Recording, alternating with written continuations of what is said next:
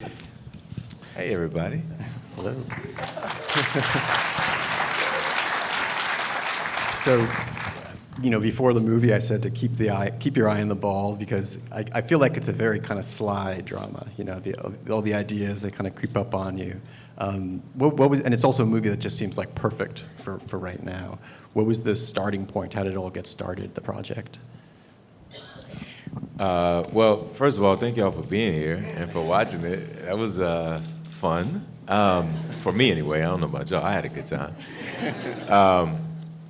The genesis of it came out of conversations that Steven Soderbergh and I had.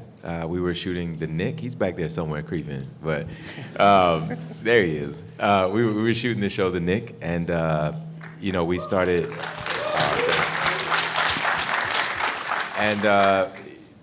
I had a couple of ideas about things that I wanted to do. I was having such a great time working with him, and I wanted to continue that collaboration. And so I sort of pitched him some bad ideas that I had, and he listened graciously. And through those conversations, we ended up landing on something that we both thought was a good idea. We then reached out and contacted Mr. McCraney, who came on and put our ideas on paper. And then we got dope people like Zazie to come and be a part of it. And that's kind of how it started. And it took about, 4.5 years, I guess, from the original inception of the idea till now. But I'm still in shock that it actually happened, and so grateful that you all came to see it. Yeah. And I think it has one of the best cameos I've seen at the end there, Dr. Edwards. And Tarell, could you talk about how you put together a screenplay like this? I mean, the scenes just feed into each other in a wonderful way. I mean, it must be really fun for actors to know how things link together in such a way. How did you, what was your vision for how it moves? I think, when André and I have worked together for a long time on many things. On many things. I had my grill in, so I didn't want the metal, you know what I mean? André and I had worked together on many things, and one of the important things I think always to Dre is, what tools do the actors have or need to face the conflict? And in this case, we were talking about people who are absolutely always on the move. I mean, this is an industry not unlike our own, where deals are made and emotions are commodified at such a warp speed, right? That if you blink, you'll miss it. And I think Steven then introduced us to an old friend of his called Sweet Smell of Success, which is an incredible film if you haven't seen it. I think it's on Netflix. No, I shouldn't say it. It's out there somewhere. You can find somewhere. it. Yeah, and it's starring Tony Curtis, and it's amazing. In which we were watching a talkie, that old film term for a film that is moved. The drama's moved by the words, and to see and to have black artists, be able to do that was something thrilling to me, because I knew that they could, because we'd done so much. Is that my grill? Say my grill. Is my hand? There it is. That's better. That's it? Yeah, I think so. Cool. This is his first time producing, and yet, you see what I'm saying? And so he's really good at this. He's really good at this. He's really good at making sure that the environment is such that people feel comfortable bringing their best selves. And I wanted to write a film that had that kind of muscularity to it, and introducing me to a person like Steven, who is adventurous, adventurous enough to shoot it all on an iPhone, was a glorious match in terms of the tonality of the film, I thought. So, I think, I hope the actors had fun. She's like, did you? Did you have fun? Is it true? A lot of fun, yeah. Actually, I felt kind of like I was in college, because it was like on an iPhone, no lighting, just Steven. Yeah, I'm kind of envisioning that it's like on a selfie stick sort of thing, just above you at times. Well, Zazie, how did you approach your character? I find her really interesting, that she's poised at a certain point in her career, and you feel like in 5 years she'll probably be running things. So it must be kind of fun to have that kind of perspective. Yeah, I think sort of what I liked playing about her was I felt her inner desires, her wants were kind of in ways at odds with each other in terms of wanting to succeed and wanting to move forward in the industry, whether it was this one or sort of in another corporate field, which is sort of, right, like this self-centered and personal drive. But then she had this emotional element to her where she was connecting with Eric and wanted to serve the clients and do what was best for the clients while still engaging in the game. And there was something about that felt sort of, there's a word for it, I guess at odds, that was interesting for me to play. Yeah. And André, I love your character because as the movie goes on, you realize how much he's figuring everyone out, and he knows what's going on, and of course, is kind of pulling the strings by the end. And it's kind of an interesting underplaying in the beginning so that you don't show your hand. Yeah, I think he's a guy who, like a lot of us who find ourselves in industries where we're often the only one or one of few. We get really good, I think, at seeing the whole game, as James Baldwin said, knowing more about other people than you often know about yourself. And so I think Ray's one of those people who's able to see the whole court, and see it in slow motion. I also think that he's, in terms of him not showing his hand, one of the things about the film that I really liked is the fact that we get these allusions to his backstory, to who he was right before he became this agent. And what we find out is that he had this relationship with a young man who was his cousin and who lost his life. And Ray, I think, carries a lot of guilt and shame around that. And so while he's simultaneously, clearly very attached to Eric Scott and paternal in a way and invested in his life, he also tries to keep a little bit of distance, or he tries to present that he's not as invested as he clearly is. And I think that the tension between those two things is really interesting to play with. Yeah, he's kind of had to develop this kind of protective element Exactly. to things, yeah. I want to make sure the audience has a chance to ask questions, so we'll turn it over to you.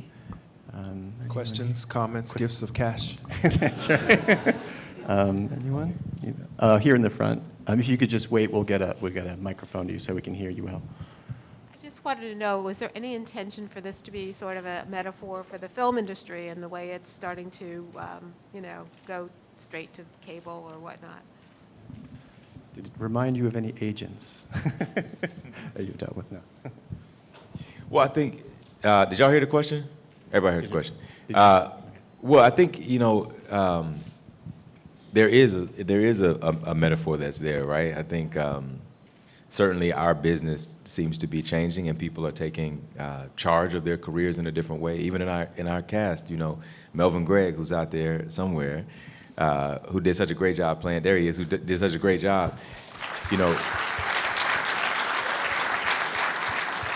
When he and I first met, we met in LA, and he sort of hipped me to how he had for a long time has been taking charge of his own career by creating his own content, putting it out there, and has a huge following as a result. And so I think the business does seem to be moving in that way, and doors seem to be opening. But I think that metaphor probably is true for a lot of different industries. Yeah, you're kind of forced to be independent, more or less, and autonomous, because otherwise you'll get steamrolled at some point. Absolutely. Yeah. I see one in the back there. Yeah. And then we'll come back to the front. Hi. As a former coach, and I even saw Zazie in Wolves, that's how much I love basketball. But who is the basketball, the basketball connoisseur, and who chose Donovan Mitchell and the other two basketball players to be the ones that gave the little cameos during the film? And did they read the Bible? That's a good question. Oh, I mean, the Steven is a huge basketball fan. Unlike myself, who's a basketball fan but not a huge basketball fan. When you grow up in Liberty City and you're 6'4", you spend your time either running towards the court or away from it, and I spent a lot of time running away from it towards ballet class. But I had a bunch of, I did actually. I ran so far that I ended up at the Ailey School, which is around the corner from here. So not, oh, that wasn't for applause. That was for just showing you how much I had to learn once I got into, but I think one of the things that was really important to me is the love of, what I loved about the game was the athleticism and sort of the bodies on court. I followed, for example, I love Derrick Rose because Derrick Rose is that kind of player who has that a kind of finesse and the athleticism that is graceful. But there's a lot at the court for everybody. What was shocking, and I think what even Stephen was saying was thrilling about what we were doing, is that we all began to learn that the industry that was running the court, right, was a whole other game that we had no idea how fast it was moving, how swiftly things changed, how quickly a negotiation could happen. I mean, today alone, while we were talking, three people from Miami Heat, which is my team, were traded yesterday, and like the whole community was reacting in a way emotionally, and how those moving of players leaving affect us as a community was really thrilling to look at. But also still, the comments that folks make. You should never read the comment section, but I do. When you read these articles about these players and you scroll down, there's always this moment where someone's like, well, you make so-and-so amount of money, so your political ideas are no use to me. Just shut up and dribble. And as those kind of images started coming to us and in our conversations, it just became very clear that we needed to really focus on something besides the ball handling. And I think Stephen sought out these incredible cameos to root us back into the reality that yes, what we created was fictional, but it's based on real circumstances. We also had a little help from a guy called Dr. Onaje Woodbine, who's an incredible author who wrote a book called Black Gods of the Asphalt. He himself played collegiate basketball, and so was around on set, on the 1 or 2 days when we had some basketball to do, and so he made sure that people looked the way they were supposed to look. And then also my good friend Maurice Anderson is a bit of a ball player, although I like to think that I'm a little better, but he helped us out too. So You didn't have a round. And gauchos, yeah, we did gauchos. I have another question. Let's see. Sorry, I was getting blinded by the lights here. Oh, there's one here. Okay, yes, sorry, right here. I see better. You both have starred in amazing television shows. And I'm wondering, what is the difference kind of preparing for a character where you're only having a movie kind of a shorter time, or a character that you're going to see over several episodes of a television show and grow? How do you approach that in different ways? I'll take this one. I think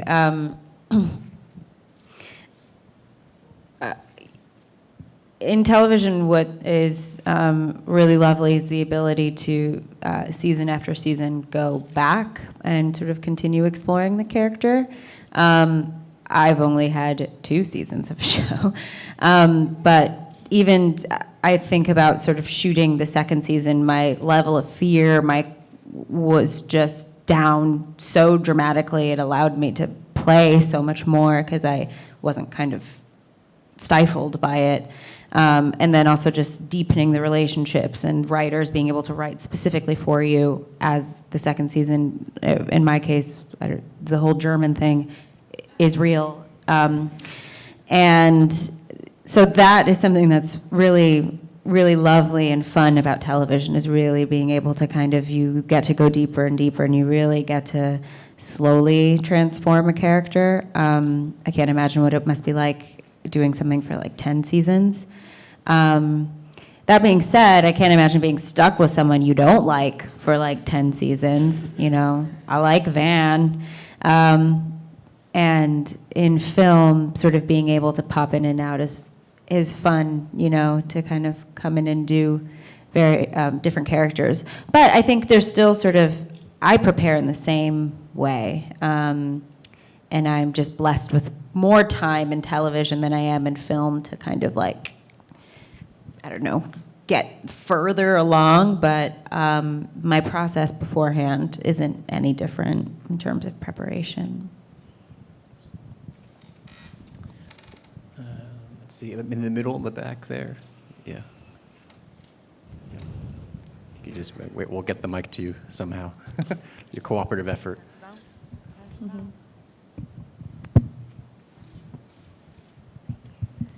right. Hi. Thank you for the project. It was really enjoyable. I know you mentioned the movie Sweet Smell of Success as like inspiration from the film, but it also reminds me of a film called Blue Chips. And I was just wondering, were there any sports films that kind of inspired you guys, or how the conversation from Blue Chips about college basketball and things like that, how we kind of talk about that now? What do you hope this film will do for NBA or sports moving forward? Okay, well, we did. I mean, we definitely looked at a lot of sports films. Blue Chips being one of them. He Got Game. We looked at Hoop Dreams. I mean, there's so many of them, and so we rewatched a lot of them just as looking for a place of inspiration. In terms of what I hope people take away from it, I don't feel like, I hope that the film doesn't feel prescriptive or didactic, right? I don't think we're trying to ask anybody to think or feel or do anything in particular. I think the film started with a question that Stephen and I were interested in engaging with. That question being, what if these black players took ownership of this industry? And what I hope is that people are willing to also engage with that question and sit with it. And I don't know what that'll lead to or not lead to, but I think the engagement with the question for me right now is enough. Yeah, I mean, I think that's kind of the genius of the film, the way it gets across many layers without feeling like it's ever hitting you over the head with it, All right, let's see. Oh, here, sorry. My seeing eye talking. Oh, if you could just wait for the mic, yeah.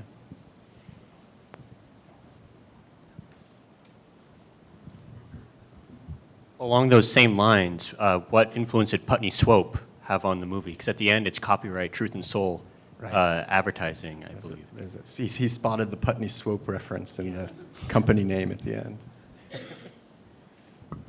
Stephen? We'll have to ask him that one, I think. It's the rosebud of the film. Maybe all the way in the back, third row from the back.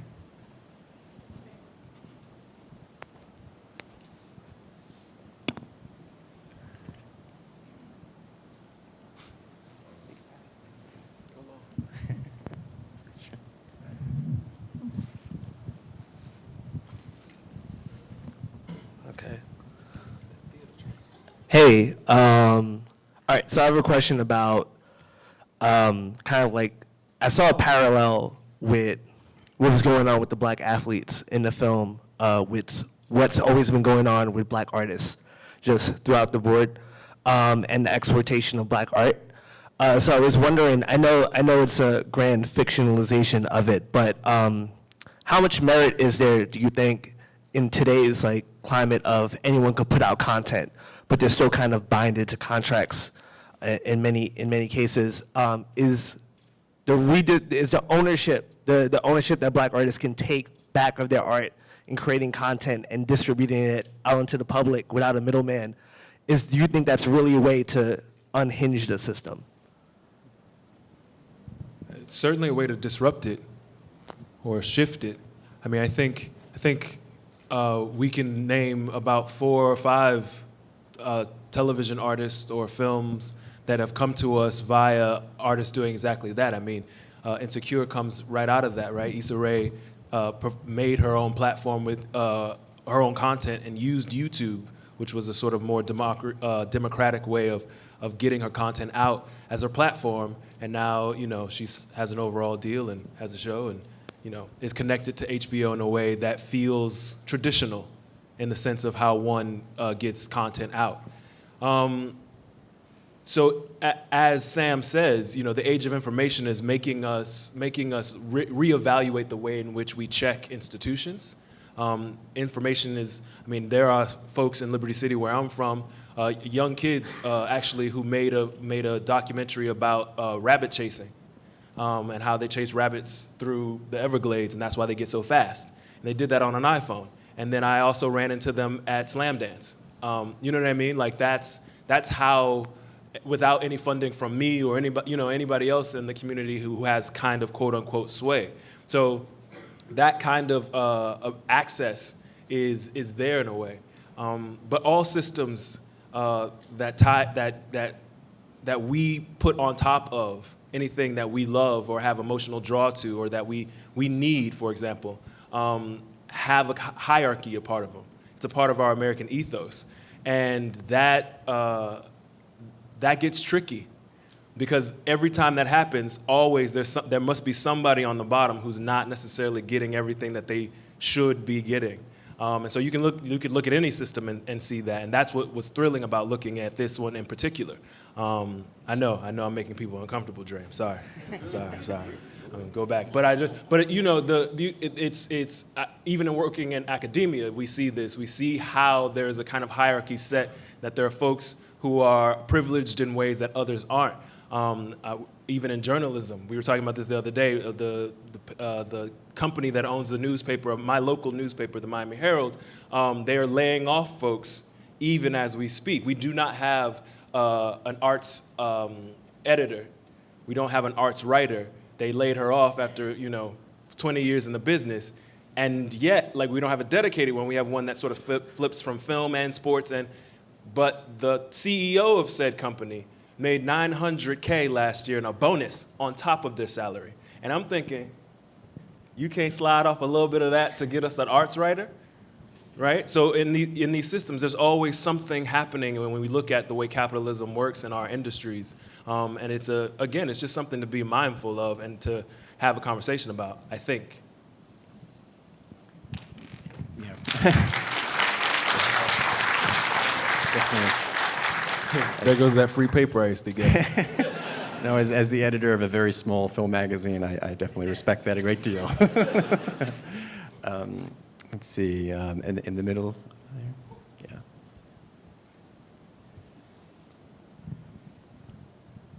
Yeah. Obviously, a lot has been made about how the film was shot on an iPhone.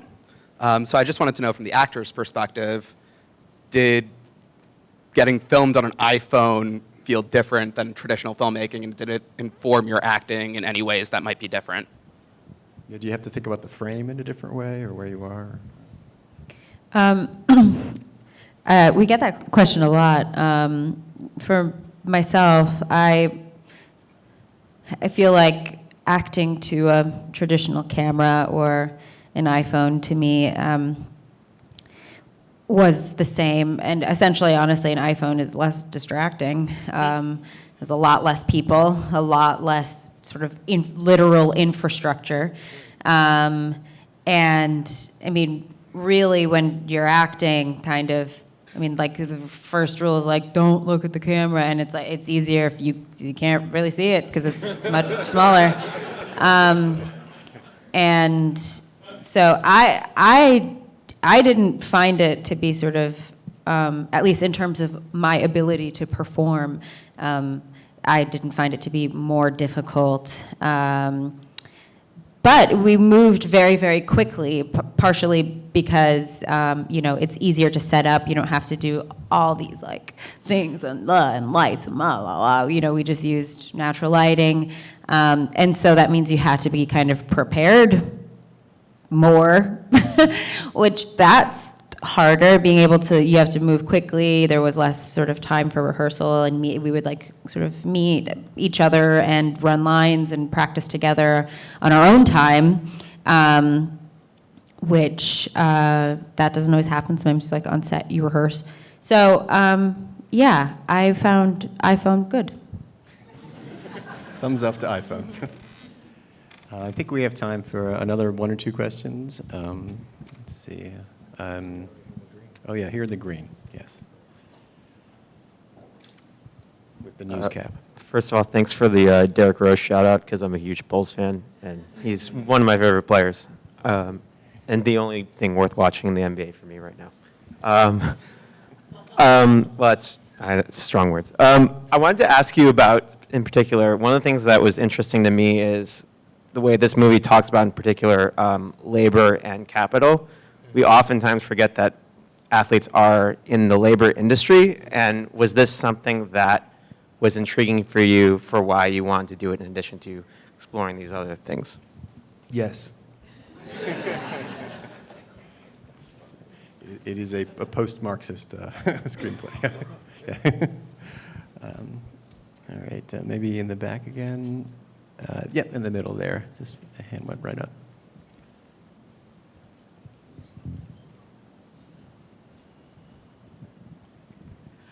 Hello.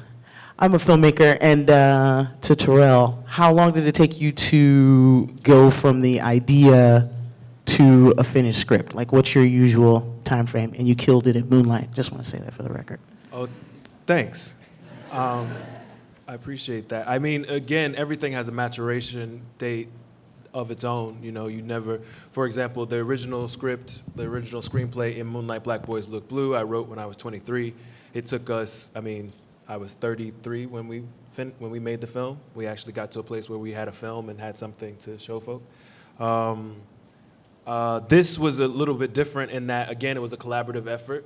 The bare bones of the script came together faster, but there was something I was laboring over. I was like, what's the thing? What's the thing that Ray does? His name was something else at the time, but I was like, what's the thing that he does that like messes up the system, that really, you know, drives everybody back to the table? And I was sort of doing cartwheels and being like, you know, it can't be that. He can't just, you know, cause a riot. You know what I mean? Like, what can he do that is within the parameters of reality?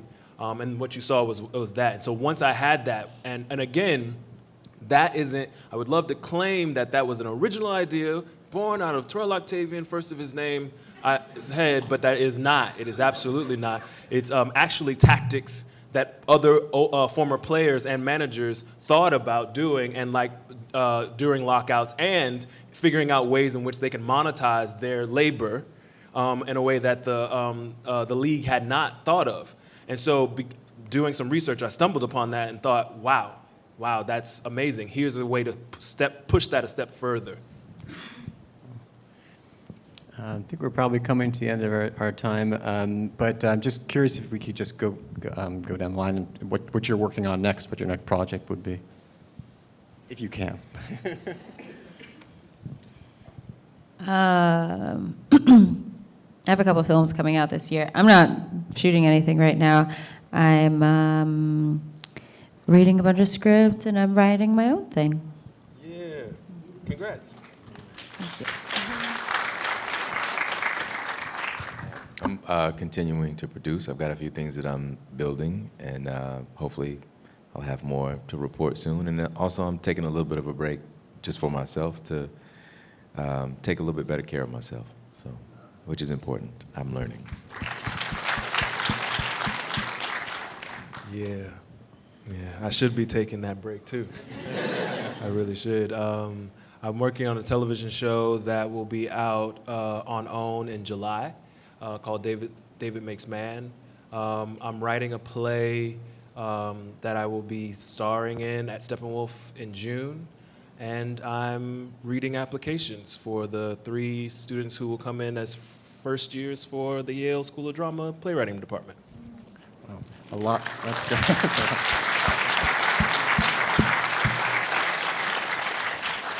There's a lot to look forward to. Well, thank you so much for a wonderful, wonderful film. Thank you.